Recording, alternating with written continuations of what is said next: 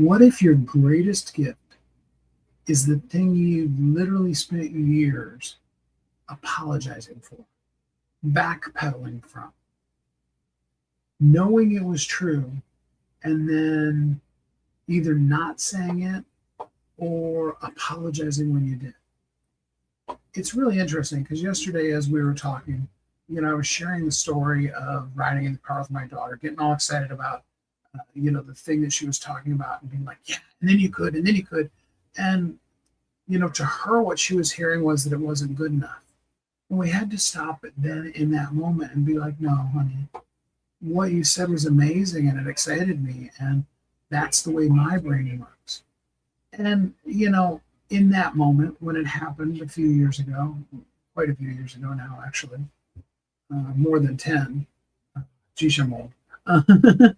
And seriously, um, you know, I did. I apologized for it. I felt bad for just basically for being me, you know, and over years and years of having been told I was too much, too loud, too this, too that, it became very, very, very, very, very, did I mention very easy to really fall into that trap of saying something then and immediately apologizing for it.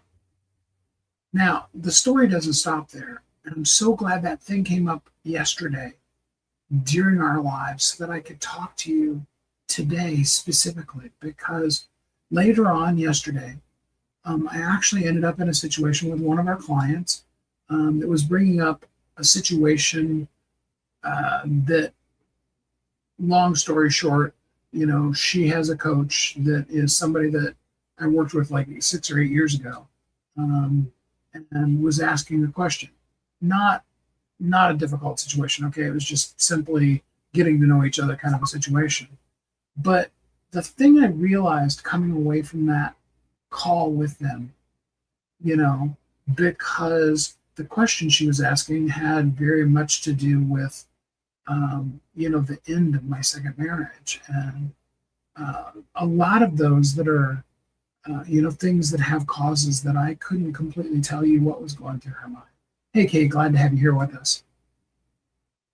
And for a long time, I've apologized. I've hidden from it. If you went to my Facebook right now, I think the relationship status thing, I think it's still hidden. A friend of mine, right as the divorce was finalizing, was like, oh, you should put that out there and you should totally you could brand yourself as the person who's living through this. And I couldn't, didn't want to, apologize for it, all those kind of things.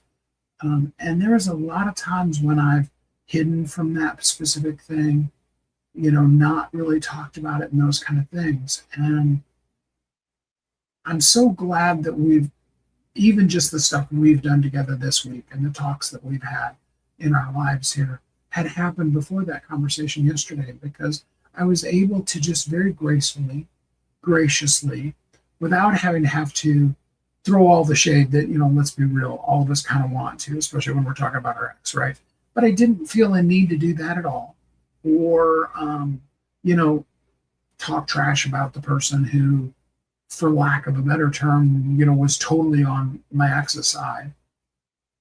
People are going to be people. And unfortunately, divorce is definitely one of those kind of things where people tend to take sides.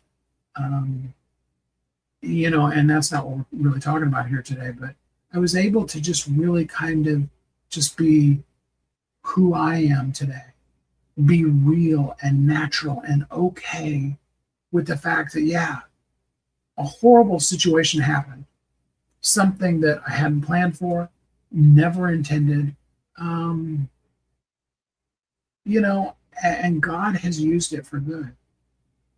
And I'm still okay. And life is still really, really good. And I didn't have to spend the rest of the day or still be rolling in it today, as far as the pain end of things goes. It was something where I could be like, hey, I'm glad that I could stand as who I am, and then just answer the parts that were necessary to the conversation I was having with this new client, and then be able to move on and be okay. And I bring all that up not because I needed to whine to you about my divorce, and I hope it didn't feel that way, but just really to just be brutally honest with you. Some stuff's gone wrong in my life, and some of those very well do have to do with the fact that I have that natural gifting for seeing the bigger picture and for wanting to always help up level things. And sometimes I haven't been gracious in how I've presented it, and sometimes it hasn't been received with the grace that I did present it. And all of those are okay. And none of those, and this is the point, none of those should be the thing that we use to identify ourselves. I want to be here today to give you permission to just be 100% you. All your flaws, all of your great, cool parts of you, all of that.